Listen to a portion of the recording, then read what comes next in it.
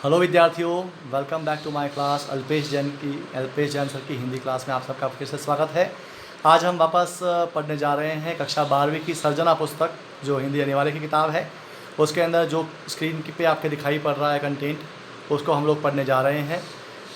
ये जो दोहे आपके सामने दिख रहे हैं वो संत वाणी से तुलसीदास जी की रचना आपके सामने है। उसको हम पढ़ेंगे। 6 दोहे आपके सामने इस प्रकार।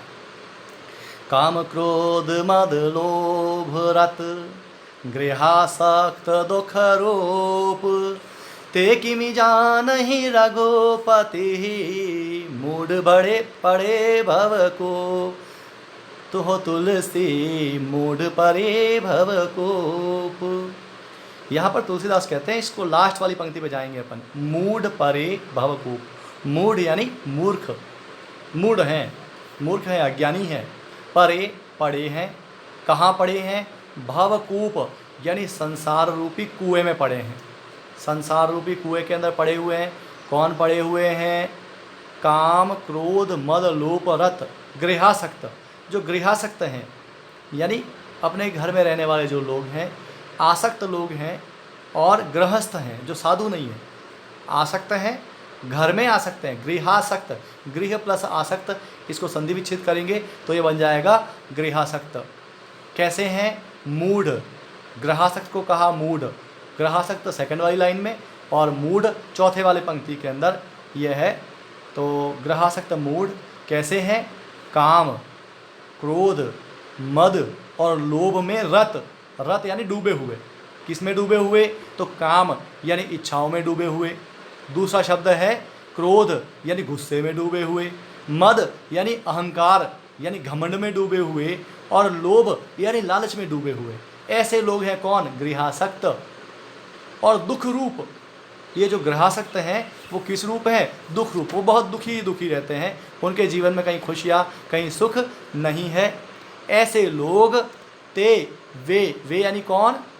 वे गृहासक्त कैसे हैं? मूढ़। कहाँ पड़े? परे मतलब पड़े। कहाँ पड़े हैं? भवकूप। भवकूप मतलब संसार रूपी कुएं में गिरे हुए हैं। भव मतलब संसार, संसार रूपी कुएं में गिरे हुए हैं। और ते ऐसे लोग किमि जानहि। किमि यानी कैसे, जानहि यानी जान सकते हैं। किसको? किमि जानहि कैसे जान सकते हैं? रघुपति ही, रघुपति को। रघुपति कौन है? रघुपति कहा गया है श्री राम को। तो भगवान राम को जो लोग काम क्रोध मद लोभ में डूबे हुए हैं, ऐसे ग्रहासक्त दुखी लोग किमि जानहि कैसे जान सकते हैं? रघुपति ही, रघुपति राम को। क्योंकि वो नहीं जान सकते, क्योंकि वे सब मूढ़ तो कहाँ पड़े? भवकूप परे, संसार रूपी कुएं के अंदर गिरे हुए हैं।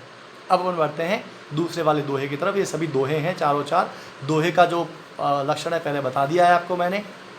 आगे कहिबे कह रसना रची, सुनिबे कह किए कान, धरिबे कह चित हित सहित, परमारथी सुजान हो तुलसी परमारथी सुजान। तो कहिबे कह कहने के लिए, रसना रची, रसना मतलब जिह्वा, जीभ, रची बनाई परमात्मा ने कहने के लिए। कहिबे कह, कहिबे कहने, कह के लिए। रसना रची, रसना मतलब जिह्वा, रची मतलब बनाई। और सुनिबे कह सुनने के लिए, किए कान, कान बनाए। मतलब सभी कामों के लिए अलग अलग अंग उपांग बने हुए हैं। तो कहने के लिए रसना यानी जीभ बनी हुई है। सुनिबे को सुनने के लिए, किए कान, कानों की रचना की। और क्या किया? धरिबे कह हित चित सहित। तो धरिबे कह धरने के लिए, धारण करने के लिए। धरिबे कह मतलब धारण करने के लिए क्या दिया है? चित्त, चित्त यानी हृदय दिया है। सुनने के लिए कान दिए, कहने के लिए जीभ दी, और धारण करने के लिए क्या दिया है? चित्त यानी हृदय दिया है। क्या धारण करने के लिए? हित धारण करने के लिए। और परमारथी, और परमारथ ही, परमार्थ परोपकार, हित और परोपकार, ये दो गुण हैं। उसे धारण करने के लिए हमें क्या दिया है ईश्वर ने? तो चित्त यानी हृदय दिया है। तो कहने का तात्पर्य यह है कि हमें अपने हृदय में क्या धारण करना चाहिए? दूसरों का हित हो और दूसरों का उपकार हो, परमार्थ हो, परोपकार हो, यह हमें धारण करना चाहिए। सुजान, सुजान मतलब चतुर व्यक्ति को, चतुर व्यक्ति को अपने जीवन में, अपने हृदय के अंदर हित और परमार्थ इसको धारण करना चाहिए, दूसरों का इससे कल्याण होता है। ये बात यहाँ पर कही गई। अब अपन बढ़ते हैं तीसरे वाले दोहे की तरफ। तुलसी भलो सुसंगते पोच को संगति सोई, नाव किन्नरी तीर असी, लोह बिलो कहूँ लोई हो तुलसी, लोक बिलो कहूँ लोई। क्या कहा? तो यहाँ तुलसीदास कहते हैं कि तुलसी भलो सुसंगतें, भलो मतलब भला, सुसंग यानी अच्छी संगति, सज्जनों की संगति, और कुसंगति उसका विलोम मतलब बुरी संगति, दुर्जनों और दुष्टों की संगति। तो कहा गया कि जो चीज़ तुलसीदास कहते हैं सुसंगतें भलो, सुसंगति से जो चीज़ भली हो जाती है वही सोई, देखो लास्ट में देखिए लिखा हुआ है सोई। तो तुलसी कहते हैं सुसंगतें जो भलो, जो चीज़ भली है वही की वही चीज़, चीज़ नहीं बदली। कुसंगतें, कुसंगति से सोई वही चीज़ पोच बुरी हो जाती है। पोच का मतलब बुरा और भलो मतलब अच्छा। सुसंग मतलब अच्छी संगति, कुसंग मतलब बुरी संगति। तो जो चीज़ अच्छी संगति में अच्छी हो जाती है वही चीज़ बुरी संगति में बुरी हो जाती है। ऐसा यहाँ पर तुलसीदास हमारे सामने कह रहे हैं। और आगे कहते हैं, वो उदाहरण दे रहे हैं इसमें। किसका उदाहरण दे रहे हैं? एक दृष्टांत है आपके सामने कि लोह बिलो कहूँ, आप लोहे को देख लो। चौथी वाली पंक्ति जो है, चौथा चरण, कि लोह बिलो कहूँ, लोहे को देखो, लोई, लोहे को देख लो। ठीक है, क्या कह रहे हैं यहाँ पे? लोह बिलो कहूँ लोई, अर्थात लोहा देख लो आप। लोहे को चार अलग अलग संगतियों में बताया गया है कि नाव, अगर लोहा नाव की संगति कर ले या नाव बनाने में लोहा लगा दिया जाए तो लोहा होते हुए वो तैर जाता है और तैराता है, ये संगति का असर है। दूसरा किन्नरी, किन्नरी एक बाजा होता है बजाने का, जैसे वीणा होती है, जैसे इकतारा होता है, ऐसे ही तार वाला एक वाद्य यंत्र है, उसमें भी लोहा लगता है, उसमें लोहा लगने पर वो संगीत पैदा करता है। और आगे और कहा तीर और असी, तीर मतलब बाण और असी मतलब तलवार। जब तीर बनाने में लोहा लगता है या तलवार बनाने में लोहा लगता है तो वो जान ले लेता है, प्राण हर लेता है, ये कुसंगति का परिणाम। और जब नाव या किन्नरी बनाने में लोहा लगता है तो सुसंगति के परिणाम स्वरूप वो किसी को पार करने वाला हो जाता है, किसी का भला करने वाला हो जाता है, या फिर किसी को संगीत सुनाने वाला हो जाता है। इस प्रकार से जो चीज़ अच्छी संगति से अच्छी हो जाती है वही चीज़ नहीं बदली, वही चीज़ बुरी संगति से बुरी हो जाती है। इसलिए हमें सदैव अच्छी संगति में रहना चाहिए, जिससे कि हमें अच्छा परिणाम मिले। अगले वाले दोहे की तरफ बढ़ते हैं। अगले दोहे के अंदर कहा गया है, राम कृपा तुलसी सुलभ गंग सुसंग समान, जो जल परे सुजन मिले, कीजे आप समान हो तुलसी, कीजे आप समान।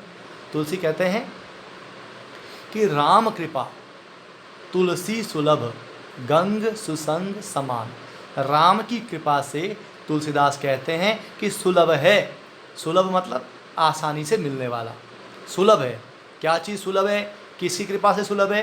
तो गंग यानी गंगा और सुसंग अच्छी संगति, दोनों ही चीज़ें समान रूप से राम कृपा से सुलभ हैं। दो चीज़ें सुलभ हैं। कौन कौन सी दो चीज़ें सुलभ हैं? तो गंगा भी सुलभ है, और गंगा पवित्र नदी है आप जानते हैं, और सुसंग मतलब अच्छी संगति, ये दोनों ही सुलभ हैं, आसानी से मिलने वाली है। किसकी कृपा से? ये तो राम की कृपा ही है कि आसानी से मिल जाती हैं। आगे वाली पंक्ति में कहा कि जो जल परे जो जन मिले, जो जल परे जो भी पानी गिर जाए, किस में? गंगा में। ऊपर कहा ना हमने, जो जल मिले, जो जल उसमें मिल जाता है वो पवित्र हो जाता है। और सुसंगति में जो जन मिले, जो व्यक्ति मिल जाता है वह सज्जन हो जाता है। तो ये है कीजिए आप समान, वह अपने समान कर लेता है। गंगा जो जल मिलती है उसको कीजिए आप समान, अपने समान कर लेती है। और सुसंग अच्छी संगति, जो जन मिले, जो व्यक्ति मिलता है उसे अपने समान कर लेती है। तो दोनों ही चीज़ें हैं जो इस प्रकार से आपके यहाँ पर हो जाती हैं और ये जो छंद है आपका इसके साथ में यहाँ समाप्त होता है। इसलिए दो जो पिछले छंद हैं वे दोनों आपको कहे गए हैं सुसंगति को लेकर के। पहले के जो दो छंद हैं वे दोनों ही छंद आपको जो है वो एक तो ईश्वर की राम की भक्ति को एक संकेतित करता है पहला वाला छंद, और दूसरा वाला छंद जो है वो आपको दूसरों का हित करने के लिए, भला करने की प्रेरणा देता है। इसके साथ आज की बात को यहीं विराम देते हैं। अगर आपको ये वीडियो पसंद आया हो तो आप इसे ज़रूर लाइक करें, अपने दोस्तों के साथ शेयर करें, अधिक से अधिक लोगों को इसका लाभ लेने का अवसर मिले, ऐसा हमारा प्रयास है। धन्यवाद।